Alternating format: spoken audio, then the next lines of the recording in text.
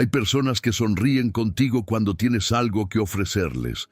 Te llaman, te buscan, te necesitan. Pero llega un momento, un instante silencioso y devastador en que dejas de ser útil. Y entonces desaparecen, no con gritos ni con peleas. Desaparecen con indiferencia, que es la forma más cruel de abandonar a alguien. Lo que duele no es la pérdida. Lo que destruye por dentro es descubrir que todo era una construcción, que las risas, las promesas, los momentos que creías reales, fueron apenas herramientas en manos de quien nunca te vio como persona, sino como recurso. Deja tu like ahora y cuéntame en los comentarios desde qué región estás viendo este video, porque lo que estás a punto de escuchar va a cambiar la forma en que ves a las personas para siempre. Yo, Maquiavelo, estudié el alma humana en sus momentos más oscuros y aprendí que el mayor peligro no viene de los enemigos declarados. Viene de quienes te abrazan mientras calculan cuánto les quedas de utilidad. Existe una verdad que la mayoría de los seres humanos se niega a aceptar, no por ignorancia, sino por miedo. Porque aceptarla significa desmantelar años de creencias, de recuerdos que se creían sagrados, de vínculos que parecían inquebrantables. Esa verdad es simple y brutal. Hay personas que nunca estuvieron contigo. Estuvieron con lo que podías darles. No es una acusación fácil de digerir. Cuando alguien ha compartido tu mesa, tus secretos, tus noches más oscuras, cuando ha estado presente en los momentos que definieron quién eres, resulta casi imposible aceptar que todo ese tiempo fue una transacción disfrazada de afecto. Pero la historia humana, desde los palacios de Florencia hasta las calles más humildes del mundo, repite sin cesar el mismo patrón. La lealtad verdadera es escasa y la lealtad fingida es abundante. ¿Por qué los seres humanos fingen lealtad? Porque es el mecanismo más eficiente de obtener lo que desean sin pagar el precio real de la honestidad. Declarar abiertamente que alguien te interesa únicamente por sus recursos, su influencia, su dinero o su red de contactos es una confesión que destruye inmediatamente la posibilidad de obtener esos beneficios. En cambio, construir una fachada de afecto genuino garantiza acceso prolongado, sin resistencia y sin sospecha. El ser humano que opera así no siempre lo hace con plena conciencia. Hay quienes calculan cada movimiento con frialdad quirúrgica, pero hay otros que se autoengañan, que convencen a su propia mente de que el afecto es real, porque esa ilusión les permite vivir sin el peso de la culpa. Son quizás los más peligrosos, porque su actuación no tiene fisuras. Creen en el papel que interpretan, y esa convicción los hace absolutamente convincentes. La señal más clara de que una lealtad nunca fue real no aparece en los momentos de abundancia. Aparece en el instante exacto en que dejas de tener algo que ofrecer. Observa cómo cambia la frecuencia de las llamadas. Observa cómo el calor en la voz se enfría progresivamente.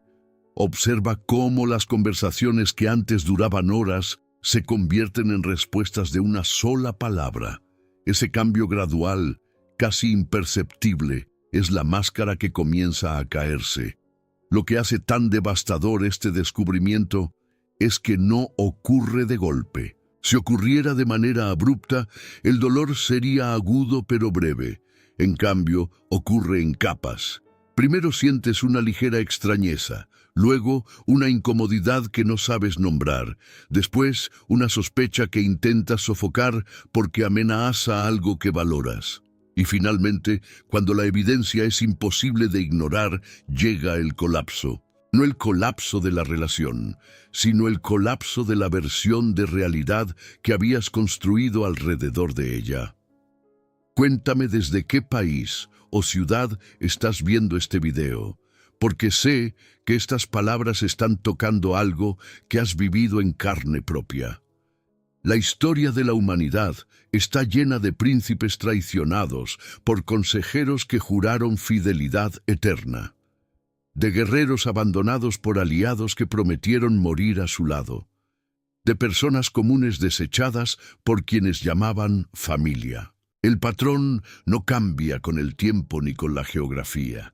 Cambia únicamente cuando el individuo aprende a leer las señales antes de que sea demasiado tarde, cuando desarrolla la capacidad de ver más allá de las palabras y enfocarse en los comportamientos, en los patrones, en las consistencias o inconsistencias que revelan la verdad que nadie se atreve a decir en voz alta.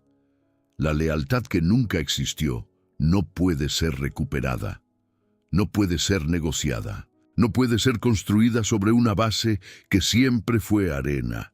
Lo único que puede hacerse con esa verdad, una vez que se acepta en toda su crudeza, es usar el conocimiento que otorga para avanzar con los ojos completamente abiertos. Porque el que ha sido engañado una vez y aprende, se convierte en alguien que difícilmente puede ser engañado de la misma manera dos veces. Y eso, en el tablero despiadado de las relaciones humanas, es una ventaja incalculable. Cuando alguien decide que ya no te necesita, no lo anuncia. No organiza una conversación honesta donde explique que el vínculo ha llegado a su fin. No hay ceremonias de cierre ni palabras de despedida que honren lo compartido. El descarte, en su forma más común y más dolorosa, ocurre en silencio. Ocurre a través de ausencias que se acumulan. Ocurre en la distancia que crece milímetro a milímetro hasta que un día miras alrededor y descubres que esa persona ya no está, aunque nadie haya pronunciado un adiós. Este silencio no es accidental, es estratégico. Anunciar el descarte de manera directa generaría conflicto, y el conflicto tiene costos. Podría destruir una reputación. Podría despertar en la persona descartada una reacción que resultara incómoda o inconveniente. Podría cerrar puertas que quizás conviene mantener entreabiertas, por si en el futuro vuelve a ser útil lo que hoy se abandona. El descarte silencioso es la opción más cómoda para quien lo ejecuta y la más cruel para quien lo recibe, porque quien lo recibe no tiene la claridad del rechazo explícito, no tiene un momento definido desde el cual comenzar a sanar. Tiene únicamente la ambigüedad, ese espacio nebuloso donde todo podría ser una interpretación exagerada, donde quizás simplemente el otro está ocupado, donde tal vez el distanciamiento es temporal. Esa ambigüedad es una trampa. Mantiene a la persona descartada en un estado de espera indefinida, consumiendo energía emocional en intentar descifrar algo que en realidad es perfectamente claro para quien lo ejecuta. El descarte tiene fases. La primera es la reducción gradual de la inversión. Menos tiempo, menos atención, menos presencia. La segunda es la reconfiguración de las prioridades, donde de repente aquello que antes era urgente se vuelve postergable. La tercera es la sustitución, donde los espacios que antes ocupabas comienzan a ser llenados por otras personas o actividades. Y la cuarta es la normalización, donde el ausente actúa como si la distancia fuera lo más natural del mundo, como si nunca hubiera existido la proximidad que existió. Reconocer estas fases es fundamental, no para aferrarse desesperadamente a algo que ya terminó, sino para no desperdiciar más de lo que ya se ha desperdiciado, para no continuar invirtiendo en un vínculo que la otra parte ya liquidó internamente, aunque externamente mantenga la apariencia de que todo sigue igual. ¿Desde qué región del mundo nos acompañas hoy? Escríbelo en los comentarios, porque esta sección habla de algo que muy pocas personas se atreven a nombrar con claridad. Lo más revelador del descarte no es lo que dice sobre la persona que lo recibe. Dice todo sobre quién lo ejecuta. Revela una incapacidad para sostener vínculos más allá de su utilidad inmediata. revela una relación transaccional con los seres humanos que, aunque pueda parecer una fortaleza estratégica, en realidad es una profunda limitación. Quien solo puede conectar con otros a través del beneficio que le reportan, vive en un mundo reducido, donde la riqueza genuina de las relaciones humanas es completamente inaccesible. Pero eso no consuela al que fue descartado. Y no debería ser el objetivo consolarse rápidamente, porque el dolor del descarte, cuando se procesa honestamente, contiene información valiosa. Informa sobre quién era realmente esa persona. Informa sobre las señales que se ignoraron o minimizaron. Informa sobre los propios patrones que permitieron que alguien con esas características ocupara un lugar de confianza. El descarte, procesado con inteligencia en lugar de con resentimiento, se convierte en uno de los maestros más poderosos que puede tener un ser humano en su vida. Enseña a distinguir entre quienes están contigo y quienes están con tu utilidad. Enseña a no confundir la presencia con la lealtad, ni la sonrisa con la sinceridad. Enseña sobre todo que el valor propio no puede depender de la validación de quienes no fueron capaces de ver más allá de lo que podías ofrecerles. Todo comenzó con una versión de ellos que parecía perfecta para ti. Decían las palabras correctas en el momento correcto. Tenían los valores que tú admirabas, o al menos los fingían con una precisión que hacía imposible la duda. Se mostraban vulnerables en los momentos adecuados, lo suficiente para generar confianza, pero nunca tanto como para perder el control de la imagen que proyectaban. Eran, en todos los sentidos visibles, exactamente lo que necesitabas que fueran. Eso no fue coincidencia. Fue construcción. Las personas que usan a otras de manera sistemática desarrollan, consciente o inconscientemente, una habilidad extraordinaria para identificar lo que el otro necesita y convertirse en eso. Es un radar emocional que funciona al servicio del beneficio propio. Detectan la soledad y se presentan como compañía. Detectan la inseguridad y se presentan como validación. Detectan la ambición y se presentan como oportunidad. Detectan la necesidad de ser comprendido y se presentan como el único que verdaderamente entiende. La máscara nunca es completamente falsa. Ahí radica su efectividad. Si fuera enteramente una fabricación, eventualmente mostraría inconsistencias tan obvias que serían imposibles de ignorar.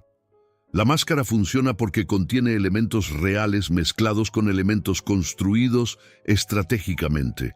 La persona tiene genuinamente algunos de los rasgos que proyecta, pero los amplifica, los moldea, los dirige con una precisión que convierte lo parcialmente verdadero en completamente conveniente.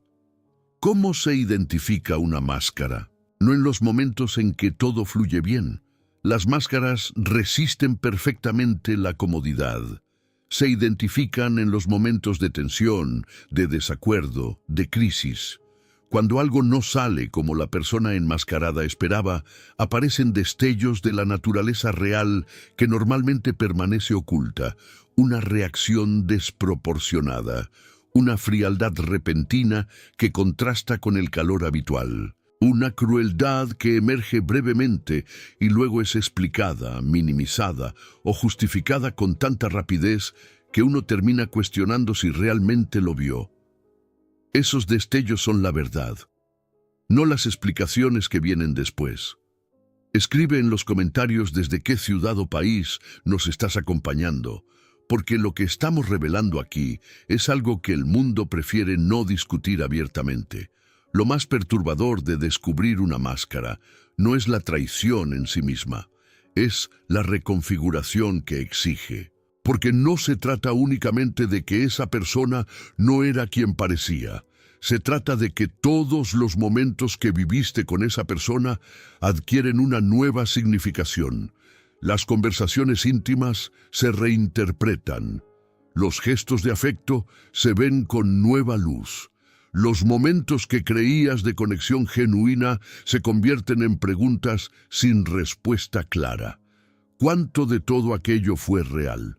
¿Hubo algún momento de autenticidad o todo fue parte de la arquitectura de la máscara? Esas preguntas no siempre tienen respuesta, y aprender a vivir con esa incertidumbre es parte del proceso de recuperación. No todo necesita ser resuelto para que el aprendizaje sea completo y la vida pueda avanzar.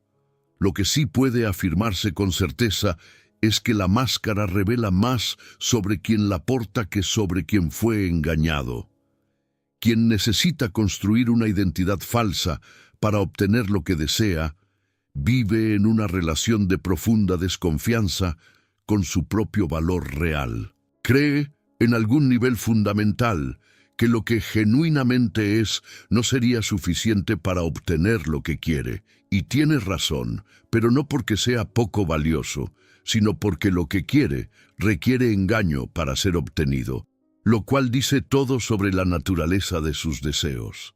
Hay formas de herir que no dejan marcas visibles. No hay gritos, no hay insultos, no hay acciones que puedan señalarse con claridad ante un testigo. Hay únicamente silencio. Y ese silencio, cuando es usado con intención, cuando es calculado y dirigido, es una de las armas más devastadoras que existe en el arsenal de las relaciones humanas. El silencio intencional opera de una manera específica, crea incertidumbre en quien lo recibe, genera una necesidad automática de llenar ese vacío, de interpretar, de buscar explicaciones. Y mientras la persona que recibe el silencio está consumida en ese proceso de búsqueda, quien lo ejecuta mantiene una posición de poder absoluto. No ha dicho nada que pueda ser cuestionado. No ha tomado ninguna acción que pueda ser confrontada. Simplemente ha dejado de estar presente, y esa ausencia habla más que cualquier palabra. En el contexto de las relaciones donde alguien ha dejado de encontrarte útil, el silencio cumple una función muy precisa, comunica el fin sin asumir la responsabilidad de ese fin. Es la manera más cobarde y más efectiva de cerrar un capítulo. Cobarde porque evita el enfrentamiento honesto que la situación merecería. Efectiva porque logra exactamente lo que busca, que es el distanciamiento, sin los costos que tendría una conversación directa. La persona que recibe este silencio suele cometer un error predecible, intenta romperlo. Envía mensajes que quedan sin respuesta o con respuestas mínimas. Busca encuentros que de repente resultan imposibles de coordinar. Hace esfuerzos por recuperar la conexión que siente que se está perdiendo. Y cada uno de esos esfuerzos, aunque comprensibles desde el punto de vista emocional, refuerza el desequilibrio de poder. Quien persigue pierde terreno.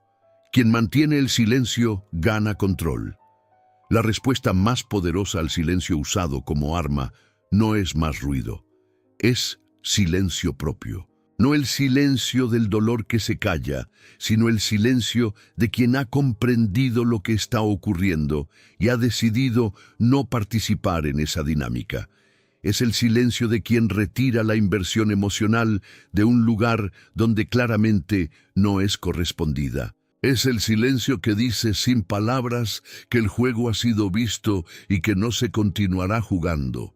Comenta desde qué parte del mundo estás siguiendo este contenido, porque hay miles de personas en este momento que están procesando exactamente lo que estás sintiendo tú. El silencio como arma funciona sobre una premisa, que la persona que lo recibe tiene más miedo a perder la relación que la persona que lo ejecuta. Cuando esa premisa deja de ser verdadera, el arma pierde todo su poder.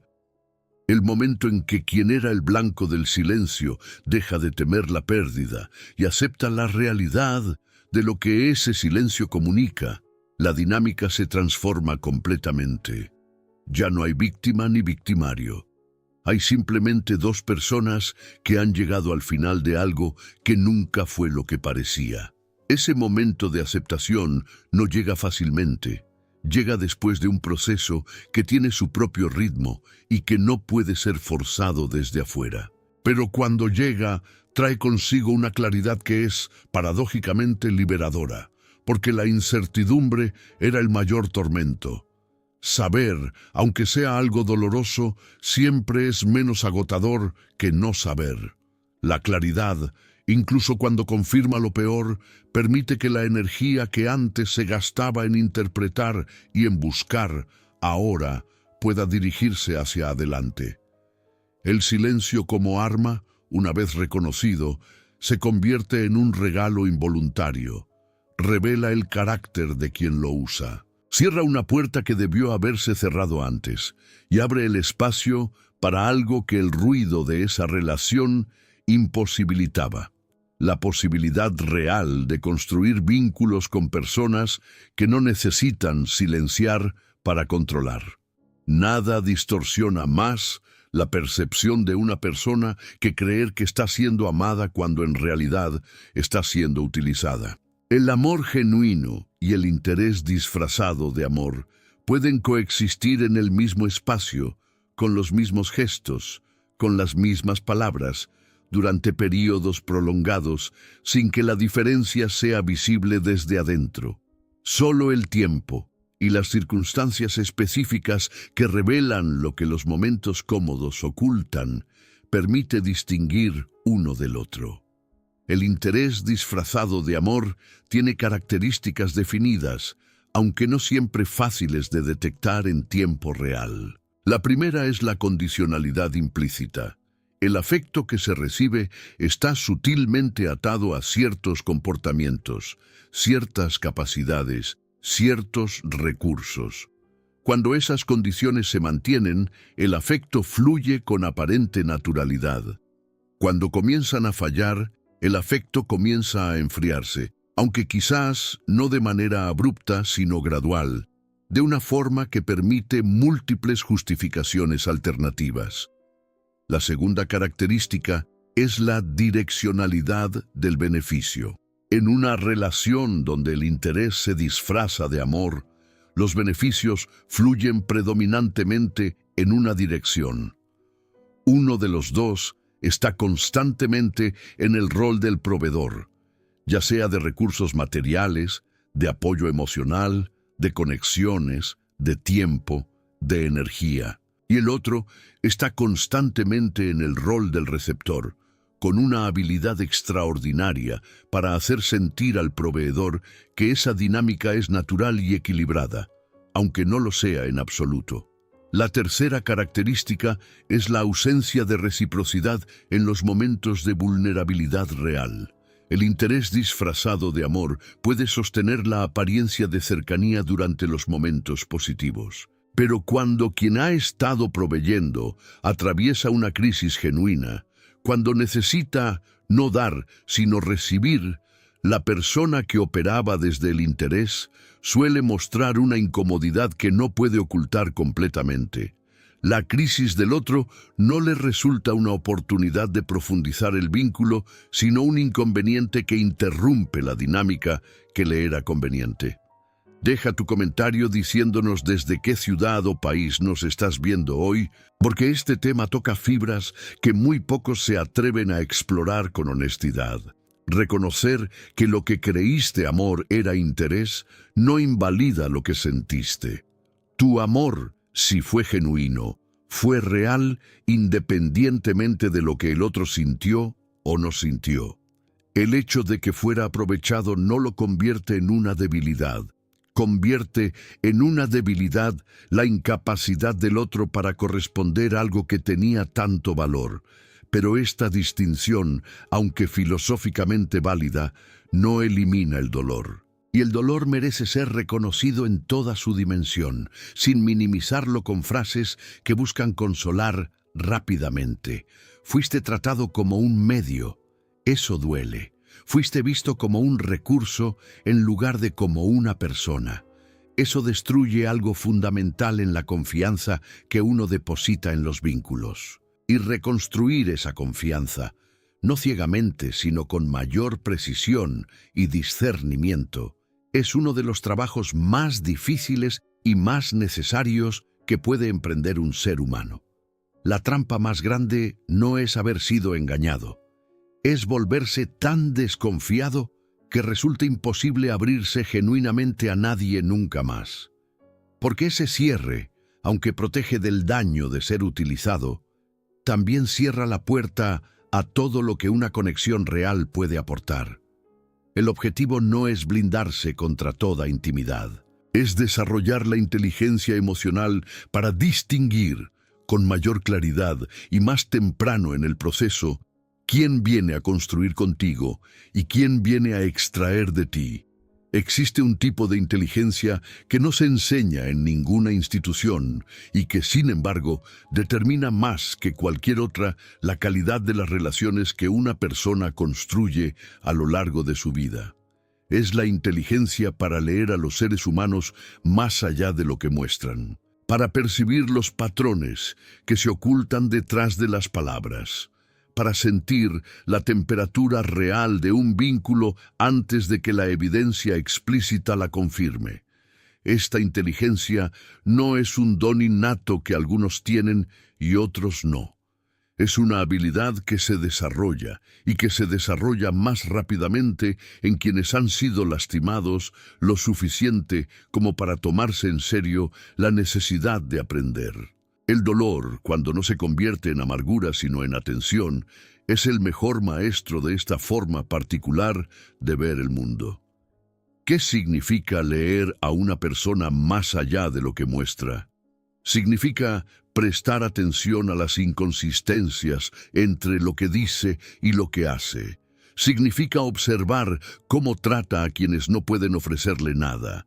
Significa notar cómo reacciona cuando algo no sale como esperaba. Significa registrar la presencia o ausencia de reciprocidad en momentos específicos y concretos, no en el nivel de las declaraciones, sino en el nivel de los comportamientos sostenidos en el tiempo.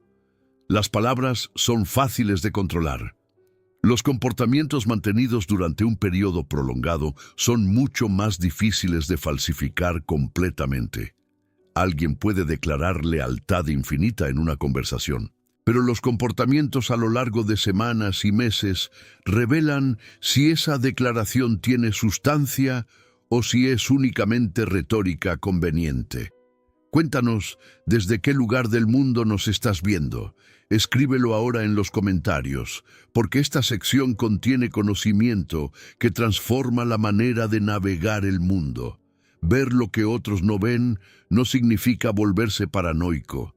No significa tratar cada vínculo como una amenaza potencial. Significa desarrollar una calibración más precisa entre la confianza que se otorga y la evidencia que justifica esa confianza.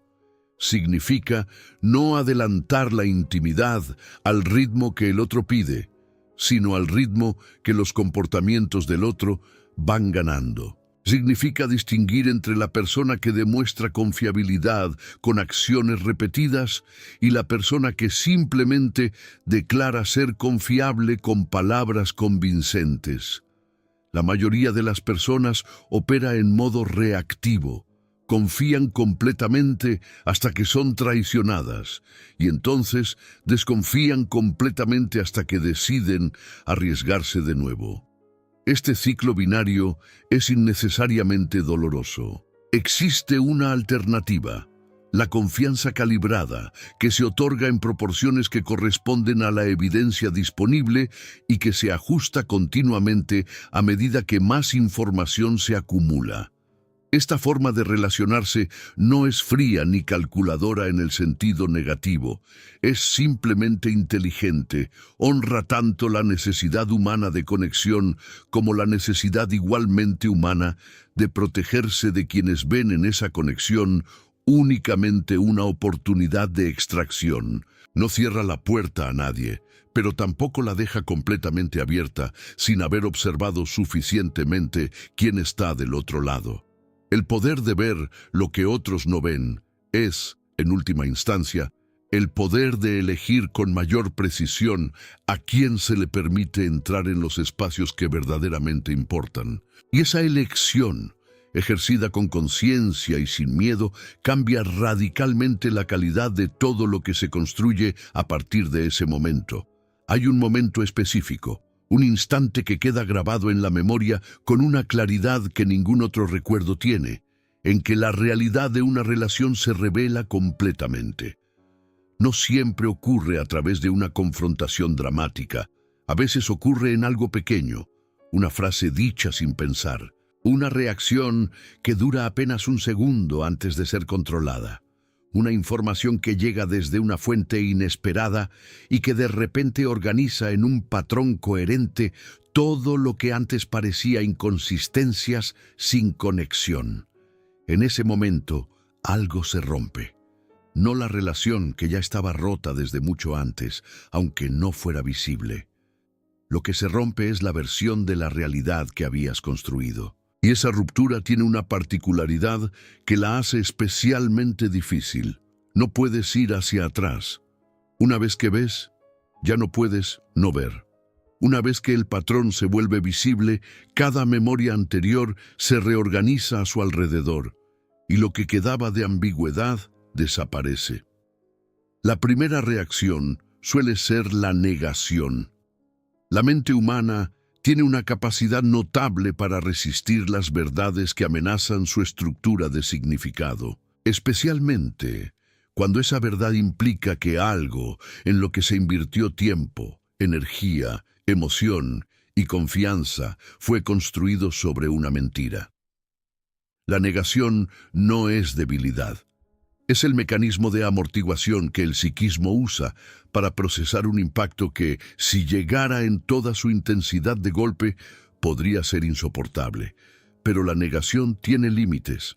Puede durar días, semanas, a veces incluso meses. Pero eventualmente, la evidencia acumulada desborda la capacidad del mecanismo de negación, y la verdad llega en toda su dimensión. Y entonces comienza el proceso real, el de integrar esa verdad sin que destruya la capacidad de confiar, de abrirse, de construir. Escríbenos desde qué región nos estás viendo. Porque este momento del que hablamos es uno de los más transformadores y más dolorosos que existe en la vida de una persona. Descubrir que todo era falso obliga a enfrentar una pregunta incómoda. ¿Cómo fue posible no verlo? Y la respuesta honesta es que sí había señales.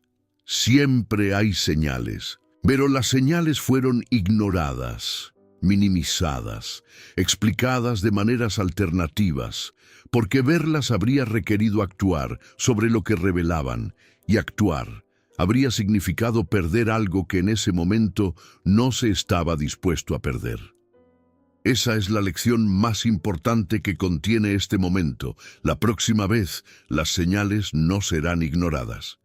No porque el dolor haya vuelto al observador más cínico, sino porque lo ha vuelto más honesto consigo mismo. Porque ha aprendido que el costo de ignorar las señales es mayor que el costo de actuar sobre ellas tempranamente. Porque ha comprendido que protegerse no es traicionar la apertura emocional, sino honrar el valor propio lo suficiente como para no seguir invirtiendo donde no hay retorno genuino. Descubrir que todo era falso es el fin de algo, pero también es, aunque no se sienta así en el momento, el comienzo de una relación más honesta con la propia percepción, con la propia intuición, que probablemente susurró la verdad mucho antes de que la mente estuviera lista para escucharla. Con la propia capacidad de distinguir que a partir de ese momento opera con una precisión que simplemente no tenía antes. Cuando alguien ha sido usado y luego descartado, el mayor daño no siempre es el que se ve desde afuera.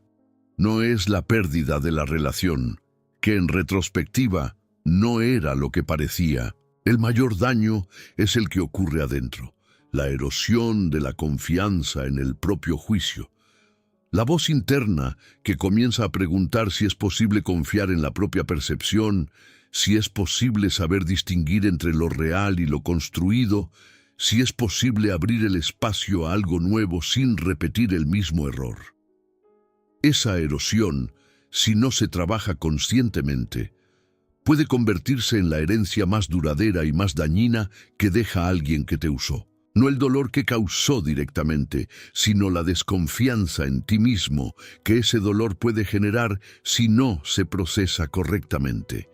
Porque esa desconfianza afecta no únicamente las relaciones futuras, afecta las decisiones, afecta la disposición a tomar riesgos que son necesarios para crecer. Afecta la capacidad de reconocer oportunidades genuinas, porque el filtro del miedo tiñe todo con sospecha. La recuperación del poder propio comienza con un reconocimiento específico. Lo que ocurrió no es evidencia de una falla fundamental en tu carácter o en tu inteligencia. Es evidencia de que te encontraste con alguien que había desarrollado habilidades extraordinarias para proyectar lo que otros necesitan ver. Ser engañado por ese tipo de persona no te hace ingenuo de manera permanente. Te hace humano y te da acceso a un aprendizaje que no tiene equivalente teórico. La segunda parte de la recuperación implica recuperar la narrativa. Quien fue usado tiende a construir una historia donde el papel protagónico es el de víctima. Y aunque esa narrativa tiene una validez real, no es la única narrativa posible. La alternativa no es minimizar lo que ocurrió ni pretender que el daño no existió. La alternativa es agregar a esa narrativa la parte que sigue, la parte donde lo que ocurrió se convierte en la fuente de una fortaleza que no existía antes. Comenta desde qué parte del mundo nos estás acompañando, porque la recuperación de la que hablamos es un proceso que merece ser reconocido en toda su dificultad y en toda su potencia. El poder propio no se recupera a través del resentimiento. El resentimiento es una trampa particularmente seductora porque ofrece la ilusión de fortaleza. Se siente como haber tomado una posición, como haber dejado de ser pasivo. Pero el resentimiento mantiene la mente anclada en el pasado, en la figura de quien causó el daño, en la injusticia que ocurrió. Y mientras la mente permanece ahí, la energía que podría invertirse en construir algo nuevo se gasta en revisar algo que ya terminó. La solución al resentimiento no es el perdón entendido como la declaración de que lo que ocurrió estuvo bien. El verdadero perdón es la decisión de retirar la atención de quien causó el daño y reorientarla hacia lo propio. Es la decisión de no permitir que alguien que ya demostró no merecer un lugar en tu vida continúe ocupando espacio en tu mente y en tu energía emocional. Es, en última instancia, la recuperación del recurso más valioso que existe, el presente.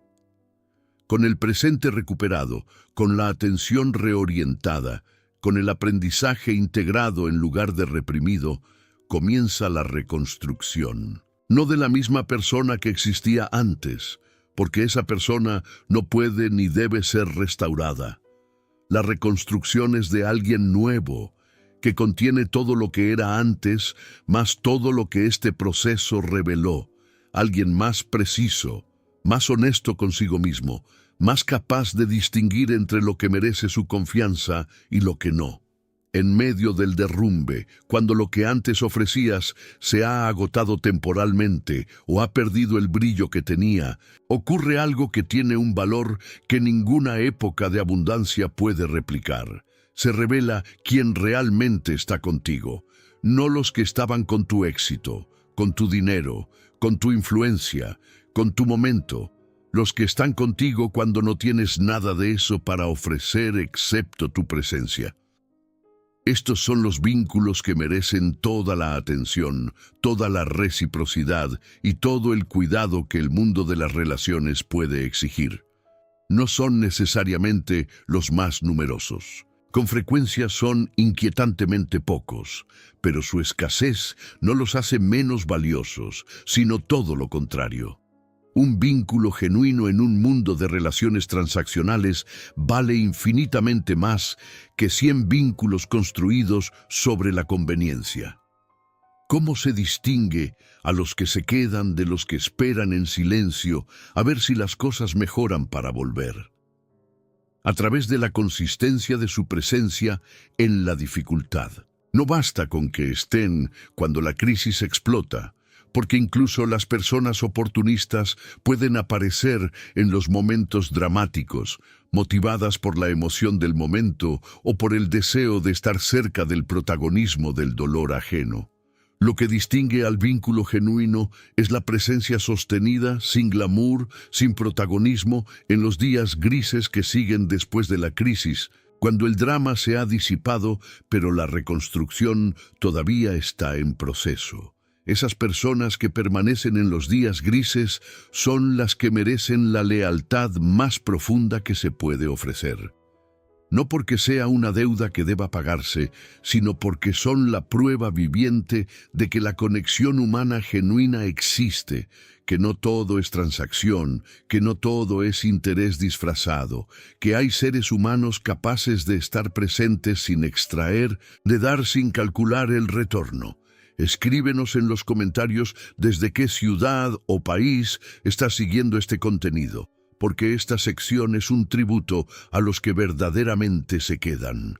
Reconocer y honrar estos vínculos requiere una habilidad específica, la de no tratar a los leales como si fueran los desleales.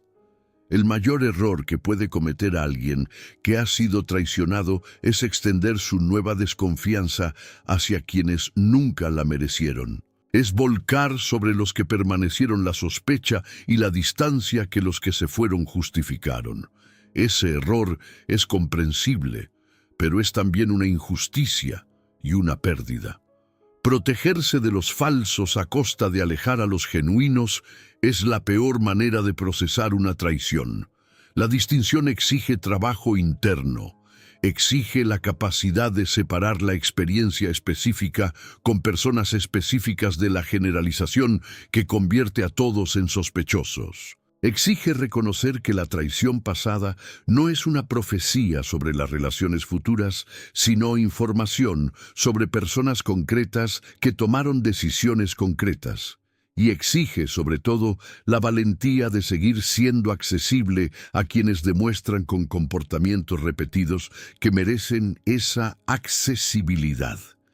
Los que se quedan cuando ya no tienes nada son los arquitectos de tu reconstrucción más profunda, no porque lo hagan intencionalmente, sino porque su sola presencia le dice a la parte más lastimada de ti que todavía existe razón para confiar, para abrirse, para construir. Son la evidencia de que el mundo humano no está compuesto únicamente de quienes usan y descartan. Y esa evidencia, en el momento correcto, vale más que cualquier otra cosa. Quien atraviesa el proceso completo, desde el descubrimiento de que fue usado hasta la integración de ese aprendizaje en una versión más precisa y más poderosa de sí mismo, llega a un punto de transformación que no tiene equivalente.